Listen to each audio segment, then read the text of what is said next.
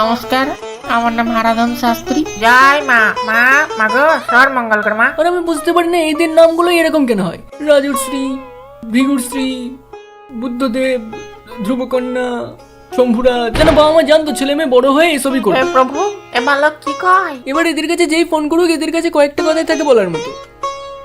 Hello, hello, কি নাম আপনার? আমার নাম রঘুনাথ পাল। স্বপ্ন সেখানে তোর বললাম না, স্বপ্ন সেখানে তোর এখনো ছিল আপনি আগে শুনতে কেন? ওটা স্বপ্ন দোষ না, সর্পদোষ সর্পদোষ। হ্যাঁ হ্যাঁ, মানে সর্বদোষ হয়ে গেছে তোর। ঢেমনা শুনলেও না পুরোটা, আগেই বলে দিল সর্পদোষ। আর মানে কোথাও কিছু নেই, হুদাই হেরে গলা চিল্লা। বুঝতে পেরেছেন আপনি কি বললাম? আর ভাই এদের যত রাজ্যের আতকেলা টোটকা, এদের টোটকা একবার যদি পালন করেন না, পরের দিন দেখবেন হাসপাতালের কোনো একটি বেডে মারগাড়ি পড়ে আছে। ভাই এবার তো সর বেড থেকে।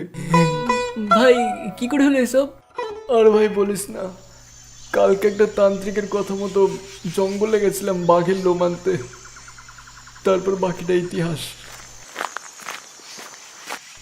হ্যাঁ হ্যাঁ